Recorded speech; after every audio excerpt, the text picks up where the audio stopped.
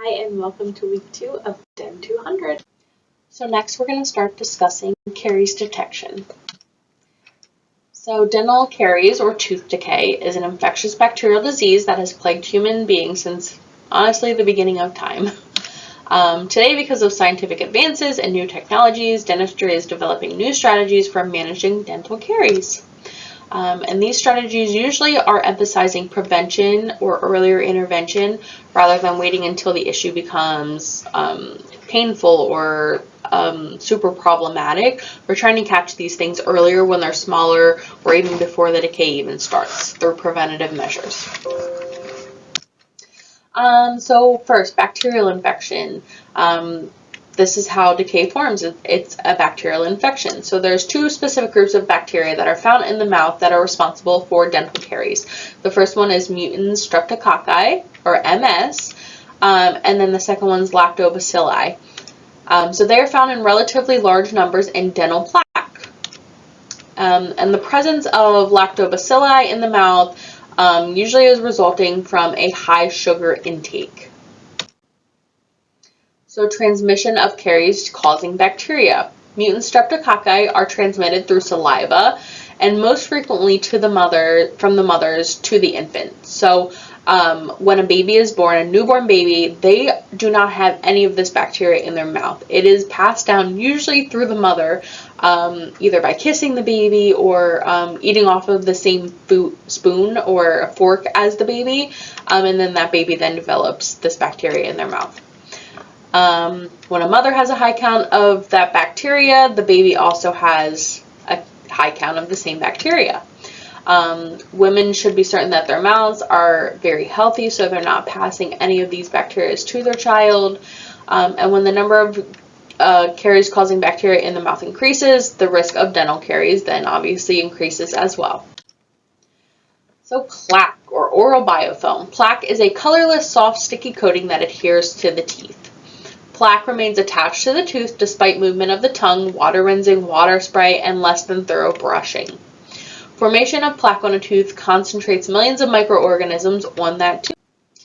Now, we've already talked a little bit about the histological structure of enamel, but this is going to go into a little bit more about how decay forms into enamel. So again, enamel is the most highly mineralized tissue in the body, and it is stronger than bone. But enamel consists of microscopic crystals arranged in structural layers or rods known as prisms. The enamel crystals are surrounded by water, and the water and protein components in the tooth are important because this is how the acid travels into the tooth. The minerals travel out and the tooth structure dissolves. So when acid is present in the body, it kind of enters through those prisms, and in turn the minerals are kind of forced out of there and the tooth structure then dissolves. So that can really cause decay to appear rather quickly. So let's talk about the caries process. For caries to develop, 3 factors must be present at the same time. They all have to be present together. So number 1, a susceptible tooth. Number 2, a diet rich in fermentable carbohydrates, sugar, and then specific bacteria. So even if the number 1 and 2 are present, if that decay causing bacteria is not in that patient's mouth, they can't get decay. So if they were never exposed to it as a baby or as a child, their mom never passed it to them, their parents, grandparents, no one kissed them, ate off of the same spoon, and they don't have that bacteria present, they cannot develop tooth decay. So again, all 3 have to be present at one time, even if one or the other is not present. If a diet rich in fermentable carbs isn't present, you're not going to get tooth decay. So all of these have to be together at the same time for this to happen.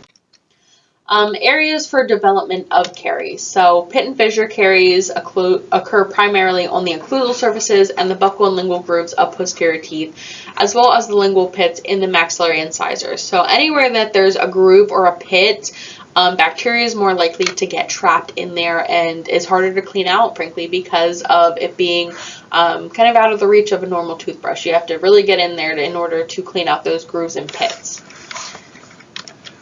Smooth surface caries can occur on intact enamel other than pits and fissures, but is less likely.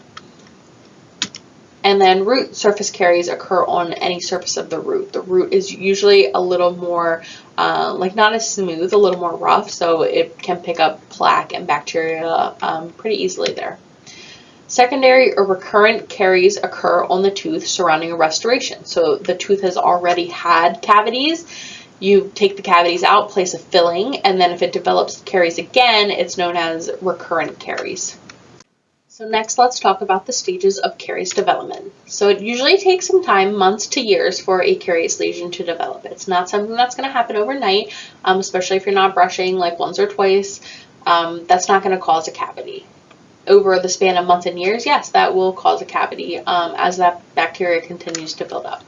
But the caries process is an ongoing process, usually characterized by alternating periods of demineralization and remineralization. So demineralization is the dissolution of the calcium and phosphate from the crystals inside of the enamel, whereas remineralization is the redisposition of calcium and phosphate in those previously demineralized areas. So demineralization, they're losing minerals. Remineralization, the body's putting those minerals back in there. It is possible for the process to occur without any loss of tooth structure. So if it is happening quickly enough where if it's getting demineralized and we're redepositing minerals back in, decay won't be able to start. It is important to note, though, that newly erupted teeth are especially vulnerable to acid attacks because they have fewer minerals present at the surface of the tooth. So, like newly erupted teeth are more likely to get cavities. That's why we place sealants to help prevent that, because those teeth are lacking the minerals needed to help prevent caries. So, as we continue here, an incipient lesion develops when caries begin to demineralize the enamel. An overt or frank lesion is characterized by cavitation, the development of a cavity or hole in the tooth. Rampant caries describes the time between the onset of the incipient lesion and the development of the cavity. It is rapid and there are multiple lesions throughout the mouth. So if you're seeing a patient who just has decay all over their mouth, we call that rampant caries. Now, secondary or recurrent caries, we talked about this a little bit a few slides back, but it is going to form in the spaces between the teeth and margins of a restoration. So the patient already had a restoration, a filling done, and now new decay is forming around the edges of where the tooth is meeting that filling at. Not easily seen and can be difficult to diagnose because of that. Sometimes x-rays will show it. That's usually how a patient is finding out that they have recurrent decay. So root decay forms obviously on the root of the teeth, but gingival recession typically needs to be present for this decay to form. If the gingiva is attached, especially to the roots, bacteria isn't going to be able to get in there to cause root decay. When that gingiva, like if someone has periodontal disease and the gum tissues are receding and the bone is receding there, the roots are more likely to receive, start getting decay there. So having gum tissues, healthy gum tissues, is super important to prevent root caries. But the older population, who often has a lot of recession going on, are more likely to start developing these root caries. Older population also generally is taking medication, which can reduce saliva flow. So different medications, even like cancer medications, some heart medications, can reduce or even almost completely stop the flow of saliva, and people develop dry mouth. So dry mouth can lead to higher risk of cavities because saliva is what neutralizes those acids that help prevent decay. So by not having any saliva, nothing is there to neutralize those acids, and then decay starts to form very rampantly throughout the mouth. So things like biotin products, where it's helping to almost like act like saliva to rinse away these bacteria, can be super important for the elderly population to prevent root caries. Carious lesions form more quickly on root surfaces than it does on the crown portions because the cementum on the root surfaces is a lot softer than the enamel and dentin. So once this root caries process starts, it often gets pretty bad pretty quickly. Like coronal caries, the root caries have periods of demineralization and remineralization. Early childhood caries, also known as ECC. Many children live with constant pain of decayed teeth and swollen gums. A lot of it revolves around having milks and juices in bottles in their cribs at night, baby bottle rot. In some states, ECC affects 1/3 of preschool children, like 1/3. That is a pretty high number. That's kind of alarming that it affects that many children.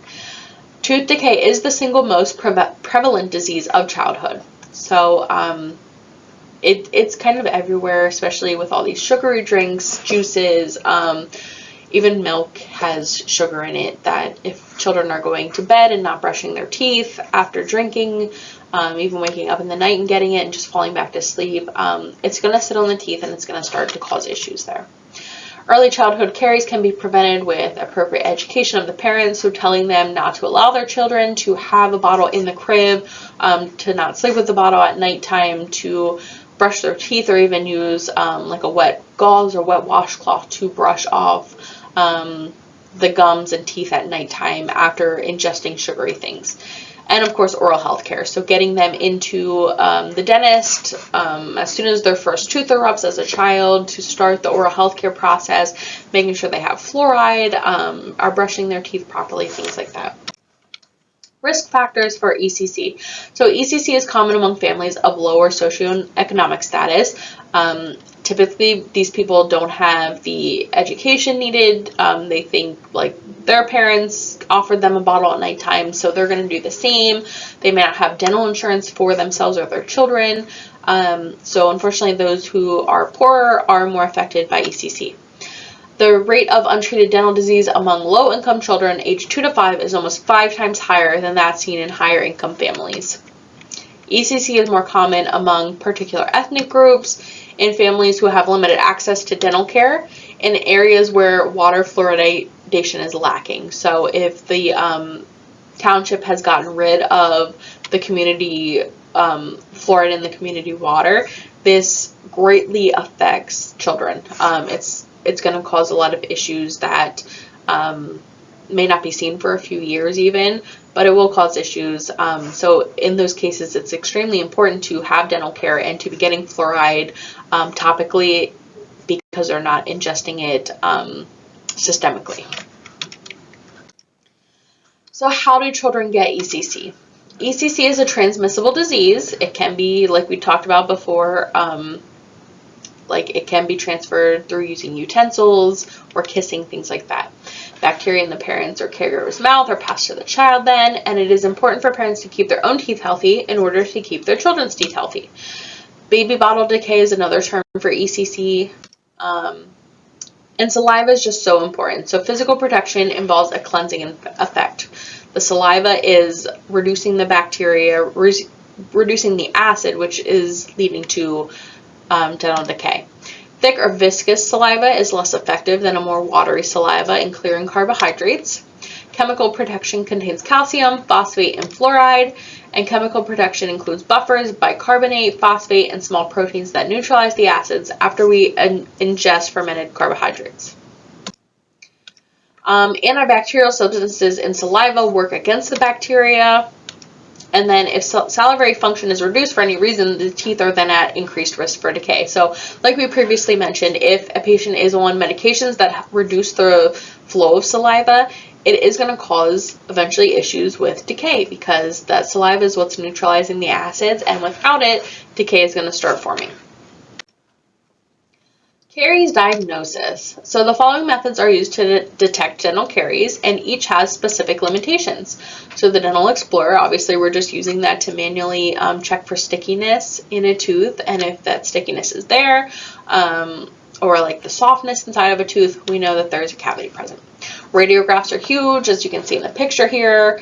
Obviously, we probably would have clinically seen this area of decay on a patient, but sometimes you can see areas of decay, and the radiograph is the only way that we're able to see them, especially if they're interproximal. Visual appearance, so just by looking in the patient's mouth and being able to see decay, indicator dyes, and laser caries detection. So things like the Diagna dent that is able to detect areas of decay. So caries detection devices. There are several types of devices that have been developed that can provide a higher level of discrimination in the diagnosis of dental caries. Some detect bacterial byproducts and quantify sound signals to aid in caries detection. Some detect differences in tooth structures and display information on a screen. And then others, like Overjet seen in this picture here, have software that analyzes density changes on digital radiographs and outlines potential lesions. So essentially the patient's x-rays get imported into the Overjet system, and then Overjet uses like AI algorithms and things to be able to mark areas of concern like decay. It can mark fillings. Seen in the picture, you can see like green lines that are marking bone recession, which can help with periodontal disease. So kind of a cool program that's starting to become more popular. We also have laser caries detectors, which are used to diagnose caries and reveal bacterial activity under the enamel surface. The caries tooth structure is less dense and gives us a higher reading than non-caries tooth structure. Usually at my office, it was a number 32 and above would mean that, okay, we probably need to do a filling here due to decay being present. You also have to take in consideration, though, that if the patient has prior fillings done or even sealants, that can throw off the number reading for this.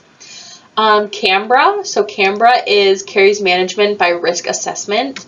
It is an evidence-based strategy for preventative and reparative care for early dental caries that can be used in any dental office. So a dental health professional, aka the dentist or us or the hygienist, assesses an individual's risk factors and protective factors, then determines the level of risk for the caries. So they can be all the way from low risk to a very extreme risk. An individual preventative plan is then developed based on the determined level of risk. Methods of carie intervention. So fluoride is always great at caries intervention. Variety of types available to strengthen the tooth against solubility to acid.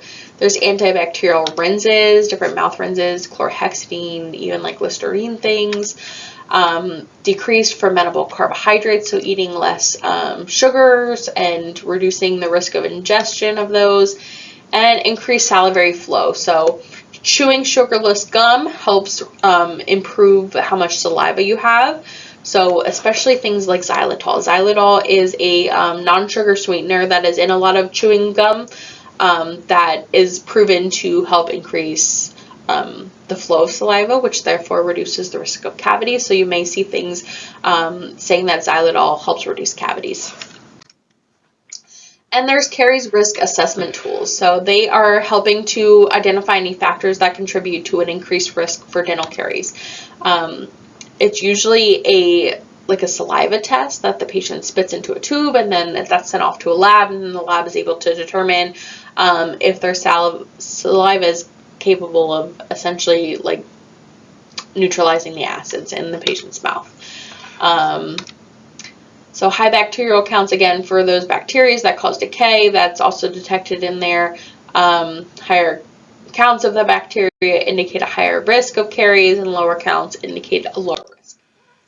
And then patients in whom a caries risk test is indicated. I mean, we're obviously not testing every single person that comes through the door, but here are some times that we may want to test people.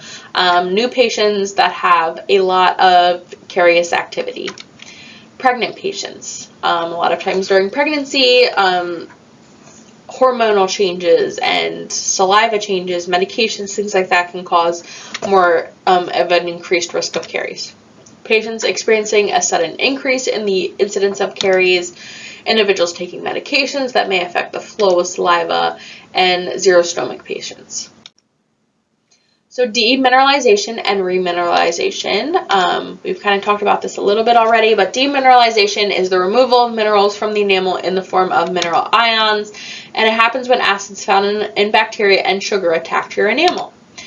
And then we have remineralization, the process of supplying calcium and phosphate ions from a source outside the tooth to induce ion deposition into demineralized enamel to achieve net mineral gain. So we are putting all those minerals back into those demineralized spots and getting that area back. So fluoride can do this, saliva can do this, those xylitol sugarless chewing gums or mints can do this.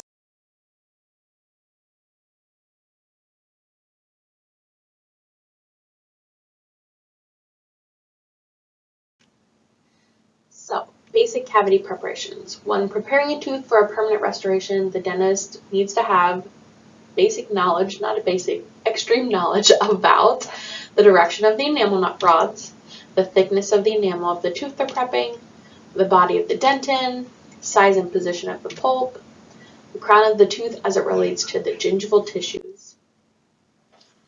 Terminology. So an understanding of the terminology of a cavity prep will help you to know which dental instruments, dental accessories, dental materials, anything that you need to have ready at all appropriate times throughout the procedure. So cavity preparation is the process of removing diseased tooth structure while leaving healthy tooth structure for the tooth to maintain a restoration. So we're getting rid of all of the decay and diseased areas to be able to place a filling that is going to then allow the tooth to function as normal. There are basic components to all cavity classes. So each tooth has walls for their cavity preps, which is a vertical or horizontal surface within the cavity preparation named for the surfaces towards which it faces or for a structure it approximates. So as you can see in the picture to the side, there are some external walls, the distal, the facial, the lingual, the gingival wall. And then there's also some internal walls, such as the pulpal wall or the axial wall. So then we have cavosurface. They are cavosurface margins. They are the uncut tooth structure adjacent to the cavity preparation. And then we also have line angles, which are lines formed along the junction of two walls or of one wall and the cavosurface margin. They are named according to the walls and surfaces involved. So next we have point angles. So a point is formed by the junction of three walls within a cavity prep. They are named according to the three walls involved. Retentive features include grooves, pits, or prepared areas in the dentin along the line angles or point angles of the preparation to enhance the mechanical retention of the restorative materials and named according to their location. So initial cavity preparation. Outline form is the design and initial depth of sound tooth structure. Resistance form is the primary shape and placement of cavity walls. Retention form is to resist displacement or removal. Convenience form is accessibility in preparing and restoring the tooth. Then final cavity preparation includes removing any enamel, diseased dentin, or old restorative material, or a combination of all three. It also includes inserting additional resistance and retention notches, grooves, and coves, anything that's going to help that restoration stay in place for a long time. And then it also includes placing protective dental materials such as linings, bases, any desensitizing materials, or bonding agents. So next we're going to be discussing caries classifications. So dental caries, which is also known as decay, can occur anywhere on the surface of the clinical crown of a tooth. Dental plaque, which is essentially bacteria, and sugars from refined carbs form acids that then begin to destroy tooth structure.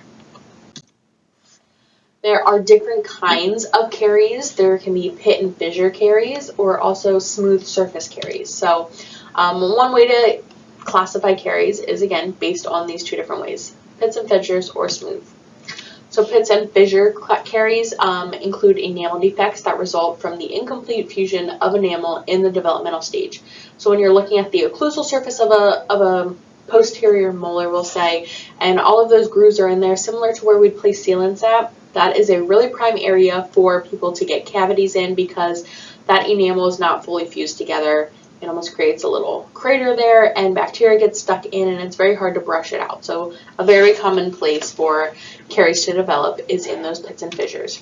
And then the smooth surfaces is it can be on the outside of the tooth, like along the buccal or the lingual side. It's not anything that has to do with incomplete enamel. It's just because the tooth wasn't essentially kept clean and plaque and bacteria build up there over time and just start to eat away at the enamel. So G.B. Black developed a caries classification system a long time ago that is still used today. He is one of the founders of modern dentistry in the U.S. and is actually known as the father of operative dentistry. So it uses Roman numerals to classify the types of caries. So there's class 1 through 5, and more recently there is a 6th classification as well that's been developed. So as you can see in the picture here, all of the classes that we typically use. So class 1 restorations are carious lesions that are located in the pits and fissures of the occlusal, facial, and lingual surfaces of the posterior teeth and on lingual surfaces of anterior teeth. So class 1 is going to be on the biting surface. More than one class 1 lesion may be present on the same tooth, especially for like molars, we'll say. There could be 2 separate class 1 lesions on the mesial and the distal. So if the lesions increase in size, the ridge is then destroyed as they meet kind of in the middle, and then it becomes just one large class 1 lesion. The following surfaces are involved. So occlusal pits and fissures of premolars and molars, buccal pits and fissures of mandibular molars, lingual pits and fissures of the maxillary molars, and lingual pits of maxillary incisors, which is most frequently in the pit near the cingulum. Class 2 restoration. So class 2 is the extension of a class 1 into the interproximal surfaces of those posterior teeth. So it can start as a class 1, or it can just totally be solely interproximal and not really involving the occlusal at all. When they are small, they may only be detected with a radiograph because we typically can't see interproximally, especially if there's another tooth adjacent to it. So a lot of the times we're finding these cavities through radiographs. And the following surfaces are involved. So 2 surface restoration of posterior teeth, 3 surface restoration of posterior teeth, multi-surface, so 4 surface or more restorations of posterior teeth. Class 3 restorations, they affect the interproximal surface of incisors and canines, so anterior teeth, but they do not involve the incisal edge, no biting surface. They begin on the smooth surface area just gingival to the contact area. And these lesions must be prepared from the facial or lingual sides, and dentists usually select the best approach that preserves the tooth structure and aesthetics the best. So ideally with these, if you can access them from the lingual, that's typically preferred because then it's not going to affect aesthetics as much from the front. Class 4 restorations. So these are located on the proximal surface of anterior teeth and involve the incisal edge. So very similar to class 3s, but now we're getting that biting surface incisal edge involved. So can be the result of a class 3 that has progressed in size or by the result of trauma. So you'll see this a lot in kids who are playing sports and may chip a tooth that way, or fall off their bike, or jumping on the trampoline, trauma that's involved, or even people who bite their fingernails or are biting into something hard and their tooth just breaks. So again, very similar to class 3s, but now we're getting that biting edge involved. And then we have class 5 restorations. So these are located on the gingival third of the facial and lingual surfaces of anterior and posterior teeth. They are classified as a smooth surface restoration. And then these lesions can occur at the gingival third of the facial or lingual surfaces of any tooth. They can also occur at the root of the tooth near the CEJ. And then this newer classification, class 6 restorations, involve the cusp tips of posterior teeth, or only in the incisal edge of anterior teeth. These are not very common because those are kind of awkward places to get caries at, which is why it's kind of a newer classification. Like, it's not seen very often. I've maybe seen it on 1 or 2 patients in my whole career, and sometimes it's just from like from grinding, and then decay gets in there. Sometimes I'm just honestly not sure how it occurs because it's in just such a unique location. So then we have minimally invasive restorations. So Sometimes, if decay is present just solely in the interproximal area and it's not involving the occlusal much at all, obviously we still have to access that interproximal area and go through the occlusal portion, but sometimes we don't need to take that whole occlusal out if the decay is not there. So this is a very conservative preparation, and oftentimes it's called a tunnel or a slot prep. So it's designed to minimize the amount of tooth structure that needs to be removed in order to restore the tooth. So as you can see in these pictures, A represents a typical class 2 preparation where, yes, we're getting that interproximal decay out, but we're also removing a good portion of that occlusal as well, just for retention purposes. And then letter B is showing you what a slot preparation is. So it involves a lot less of the occlusal surface, but still enough that you can access the area interproximally to get your instruments down and be able to pack and condense the composite into it. And then letter C is showing a tunnel preparation where it's kind of going at an angle to access the decay, but still it's very conservative in regards to preserving tooth structure. So some doctors love doing these, some refuse to do these. I have noticed that more often it is slot preparations that are failing compared to like normal restorations. I'm not sure if it's because of the lack of retention with a slot preparation or what it is, but I've seen a few slot preparations fail just for no reason at all. So just something to keep in mind. But again, some doctors love doing these, so obviously it works for them very well. But you may just see these depending on what doctor you work for. Just something to keep in mind. It's done basically the same as a normal restoration. You just have to make sure that you have instruments small enough that you can still condense appropriately without as wide of an opening as with a traditional preparation. So let's talk a little bit more about these tunnel preparations. They were developed to avoid the removal of the marginal ridge when placing a filling. They're not very popular. I honestly have never placed a tunnel preparation filling. Like I mentioned, I have placed slot preparation fillings quite a few times. Never have seen or come across a tunnel preparation. The textbook said they're not usually taught in academic settings for the dentist and are seldom used. So why are we talking about them? Not sure. But in case you ever come across one, it'll be helpful to recognize and understand exactly how to place these fillings. So the steps to placing a filling if there is a tunnel prep. We want to inspect the preparation to visualize the extent of the margins, especially interproximal. We need to see exactly where this tunnel prep is starting and where it's ending in the tooth. Next, we want to place a matrix band and ensure that it's going to reach that interproximal portion of the tunnel. We need to wedge the matrix band to ensure adequate adaptation. We need to place the restoration in very small increments and making sure to condense a lot so there's no voids present. Extend the curing time to assure complete curing. With that curve, it can sometimes be hard to get proper curing. Remove flash once the matrix band is removed, and then finishing can also be hard because of the location of the exit of the tunnel prep. So sometimes you may need to use like a finishing strip to get down in there.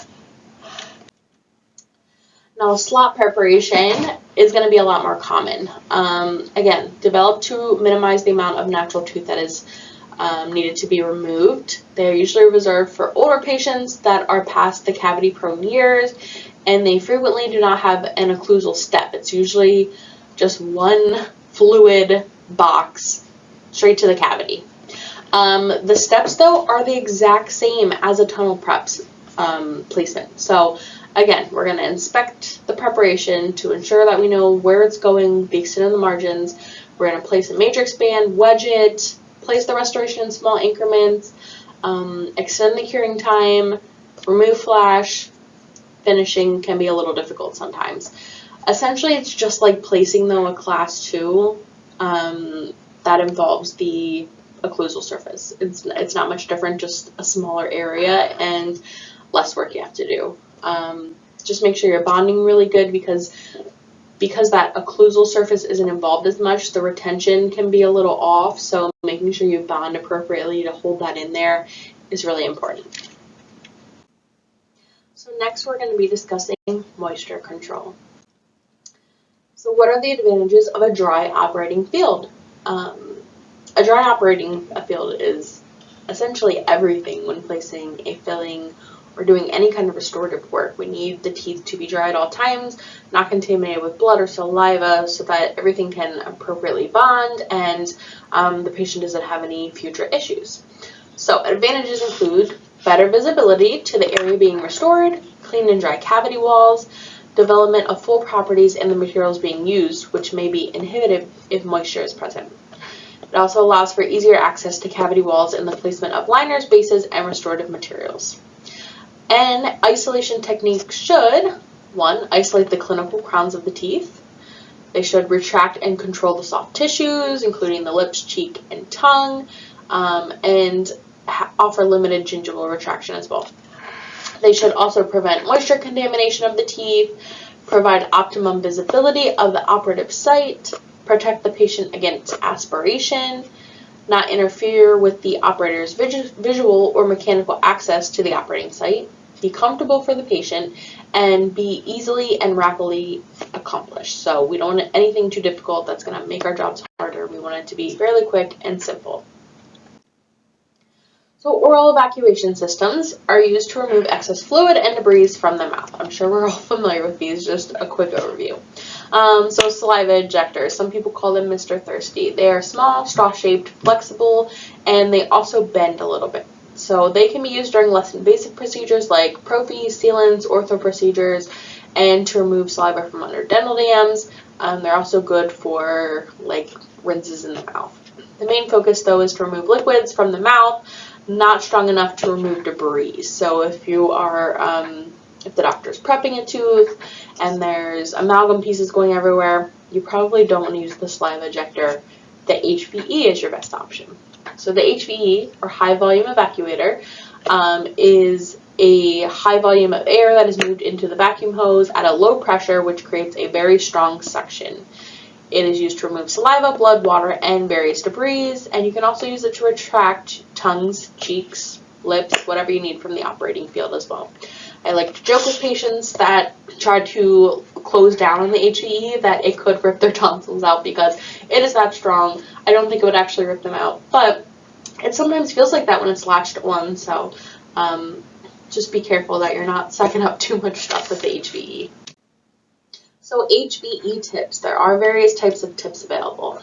Operative suction tips are a bit larger. They're used during most procedures like fillings, crowns, and bridges, and they can either come bent or straight. And then we have surgical suction tips. They have a smaller, very thin opening, and they're used during special procedures such as extractions, root canals, or oral surgery. They're going to be less likely to suction up any blood clots that are forming that we need there in the socket during surgeries. So for most procedures, we're going to be seeing those bigger operative suction tips. So next, we're going to discuss how to properly grasp and position the evacuators.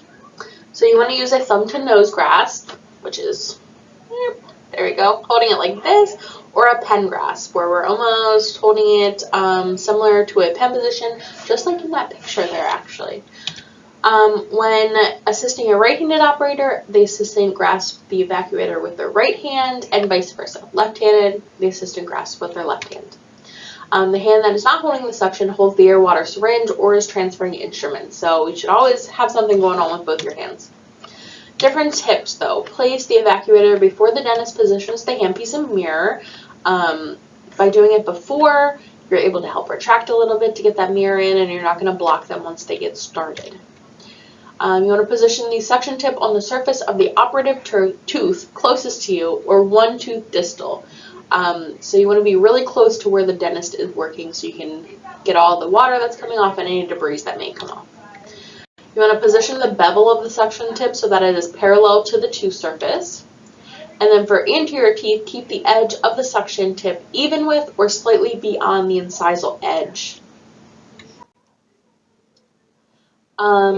This video can be found in the resources folder for this week. I'm not going to play the whole thing on the lecture, but be sure to check it out in the materials and resources section. So rinsing the oral cavity. Rinsing helps to maintain a clear operating field and helps keep patients comfortable. They don't want to be sitting there with a mouthful of debris the whole time. They want to feel like there's nothing going on in their mouth and it's clean and there's no bad taste and everything's great. So, two types of rinsing. There's limited area rinsing, where we're just kind of rinsing off the tooth or a little bit of an area that we're working on. This should be accomplished quickly and efficiently, causing no delay in procedure. So I'll usually do this if the doctor is taking a little break to maybe change their burr or change their gloves, something like that. They're not there working on the patient. I'll do a quick rinse of the area to make sure that they can see, or different parts in the procedure, like if they're drilling out the existing amalgam filling and there's just amalgam debris everywhere, I'll just keep giving little rinses there to help keep the area clean. There's also full mouth rinsing though. This is when the patient's entire mouth needs refreshing. It may be done after a long restorative appointment, after cleaning, or before the patient is leaving the office. So the saliva ejector can be used, and you just kind of go around the entire mouth and you get all of the yuckiness out of there for them. So next we're going to discuss air water syringes. With an air water syringe, there's two buttons at the top. One is going to deliver air, the other button is going to deliver water, and when you press them both at the same time, it is going to deliver a more aerosol version of a water stream, so almost like a puff of air and water at the same time. So guidelines for using an air water syringe. You want to direct the syringe tip towards the tooth being treated, obviously, so you're not getting your doctor in the face or yourself in the face. Point it directly where you want it to go. You want to keep a close distance between the area that you are spraying and the syringe tip. So being too far away from the working site can create a lot of aerosol and splatter and unwanted debris going into the air. So even keep your HVE or saliva ejector nearby as well. Use the air on the mouth mirror continuously when indirect vision is involved. So if the doctor is viewing a tooth on the top and also using the handpiece with lots of water, you want to be drying off that mirror so that the dentist can see properly. And then when you hear the handpiece stop, it's a good time to rinse and dry the site. And then when completing a limited area or full mouth rinse, move the tip throughout the mouth while spraying the area. Isolating teeth. So teeth must be kept isolated for optimum results. Losing isolation could mean that saliva, blood, and bacteria has entered the tooth during treatment and the work may need to be replaced. That's not good. So different types of isolation. There's cotton roll isolation, as you can see in the picture here, just keeping a little bit of retraction with the lip area there and keeping the tongue out of the way. But it's also soaking up any unwanted saliva. There's also dry angle isolation and dental dam isolation. So cotton roll isolation, one of the oldest methods. It's recommended during shorter procedures. They should be placed adjacent to the parotid and sublingual gland ducts to absorb saliva flow.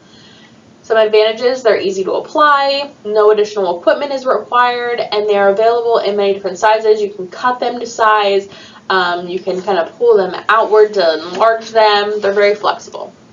Disadvantages include that they do not provide complete isolation. It's very easy for saliva to even oversaturate the cotton roll, and then you just have like a whole trapped area of saliva that can easily be squished into your prep site. It doesn't protect the patient from aspiration, so they could swallow the cotton rolls. Dry cotton rolls may stick to the gum tissues and cause irritation, so oftentimes you may need to spray a little water on them before you remove them if they are still dry. They do need replaced frequently throughout a procedure because of oversaturation, and they provide limited retraction. A little bit, but not a whole lot. Dry angle isolation, you can see in the picture here, that's a dry angle. So they are triangular absorbent pads. They help isolate posterior areas in the maxillary and mandibular arches by blocking the flow of saliva and protect the tissues in the area. We often call these cheek patches. They do a great job of protecting the cheeks when you're working on a back tooth, to prevent the cheeks from getting kind of tangled into the burr of the handpiece. You do want to replace pads if they become soaked before the procedure has been completed. And then to remove them, if they are dry, you may have to use a little bit of water from the air water syringe to wet the pad thoroughly before you separate it from the. So with dental dams, they do meet most of the criteria for ideal isolation of teeth, even though they're kind of a pain to use. They are thin, stretchable, they become a barrier if they are appropriately applied to the selected teeth. So when a dam is in place, only the selected teeth are visible through the dam. The rest of the teeth are kind of hidden under that dam barrier. So indications for use of a dental dam. They serve as an important infection control barrier in the preparation of teeth. It safeguards patients against contact with debris, dental materials, and other liquids during treatment. It protects the patient from accidentally swallowing any debris, provides moisture control, retracts lips, tongues, and gingiva from the field of operation, and provides better visibility due to contrasting colors of dental dam and tooth. So as you can see in the picture above, because it's hiding all those other teeth, that green really serves as a great contrast against the tooth, so you can see a little bit better. Now, disadvantages of dental dam use. It takes a lot of time to set up, and patients often hate them because they may feel claustrophobic with them. If something's taking up so much of their mouth, they may feel like they're unable to breathe or having more difficulty breathing. A lot of times, these aren't used every day for procedures, maybe just for root canals, but some dentists do like using these a lot for restorative procedures because they are just so dang useful, even if they take a little bit of extra time to use. Armamentarium for dental dams. So what all do we need? We need some wax dental floss. We're going to use this as a ligature to tie to the clamps to prevent the patient from accidentally swallowing them. We need the rubber dam itself. We need a rubber dam template and ballpoint pen. This is optional, but it'll just be helpful to determine exactly where we need to make a hole for the teeth we're working on. A rubber dam punch to punch that hole. Lubrication for patients' lips is always useful, just so they're not getting chapped over dry lips. We need a rubber dental dam napkin or a 2x2 gauze. We need the rubber dental dam frame or holder. We need assorted rubber dam clamps and rubber dam forceps to attach to the clamps to insert them. We need a burnisher or rubber dam inverter. I often use a gold plastic flat instrument just to help get the sides of the rubber dam over the wings of the clamps, and then small scissors are helpful as well. So let's discuss dental dam clamps. There are a few different types of clamps. They are used on different teeth. So all of the clamps have the following, no matter which teeth they are for. They have the jaw part, which is the part of the clamp that is expanded to fit over a tooth. They have the forceps holes, which are the two little holes you can see in the pictures where the forceps attach into them to be able to open them wider in order to fit over teeth. They have points, or the parts of the jaws that contact the tooth when the clamp is properly placed on the tooth, and then the bow, which is that arched portion, and usually this is where we're tying floss to as a ligature to ensure the patient isn't swallowing it. You can see in the picture here, the molar and premolar ones look very similar, but look kind of towards that center jaw portion, where the molar one is a little bit wider. Obviously, molars are wider than premolars, so that opening has to be a little bigger to fit over molar, whereas the premolar one's a little bit smaller. And then the anterior one we call a butterfly clamp, because it almost has two bows going on either side. So those are always easy to pick out compared to the molars and premolars. Then we have the dental dam forceps. So this is what's going into the little holes of the clamp in order to widen it a little to get over the tooth. The bow of the clamp should be positioned distally if possible. If it's the very last tooth in the arch, it may be hard to position distally, but ideally that kind of rounded bow portion is always to the back of the mouth. And then when the forceps handles are squeezed together, the locking ring slides towards the handle, and the jaws of the clamp will remain open, maintaining the clamp and the forceps. So if you're trying to then close the clamp again, you have to slide that little bar back up to the top in order to be able to close it. There are pre-punched dental dams. I call these almost like auto dental dams, where you don't need a frame or a punch or anything really. You just need the forceps, the clamps, and then this pre-punched dam, and then you have everything you need. Many offices use this. It saves time, makes it easier for the assistant to place the dental dam for the dentist. So these are an option as well. placement of the dental dam. First, you want to explain the procedure to the patient, let them know what's going on, because it can be a little shocking if they've never had one placed before, and they may feel, again, very claustrophobic with it. Then we're going to examine the patient's mouth to see where the dental dam is to be placed at. We want to pinpoint that tooth and also floss that area to remove any plaque or debris that may be there.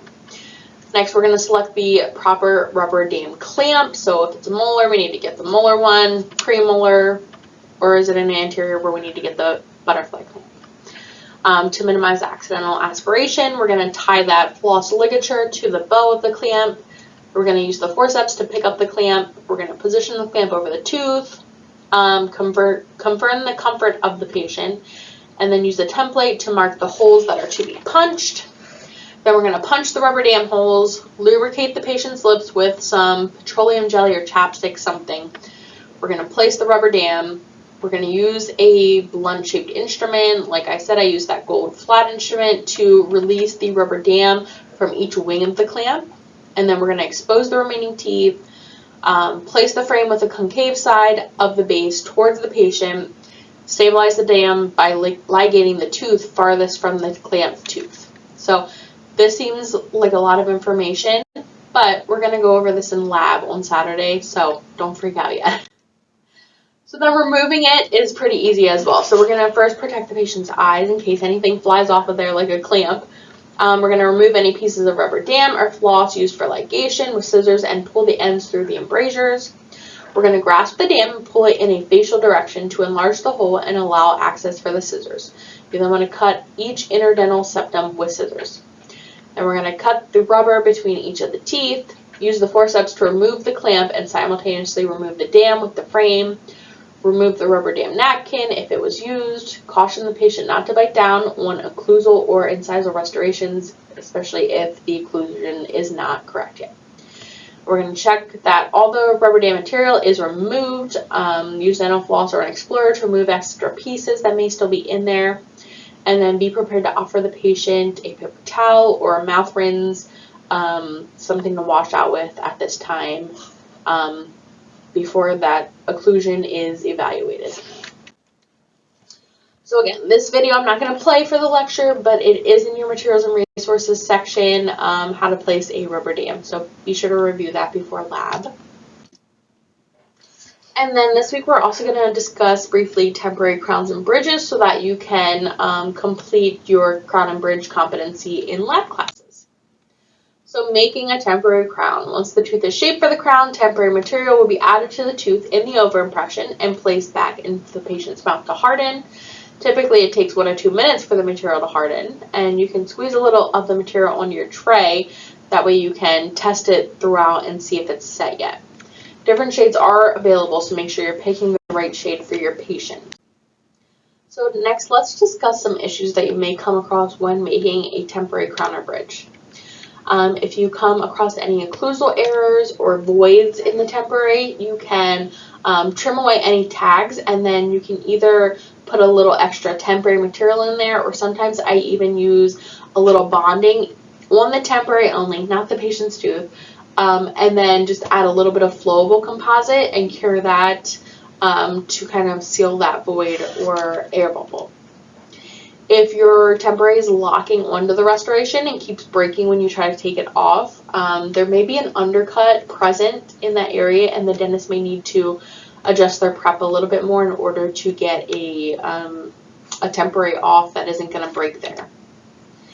Any marginal discrepancies, like in the photo there, you may need to reline it with more material and then set it back onto the prep tooth again to allow it to set.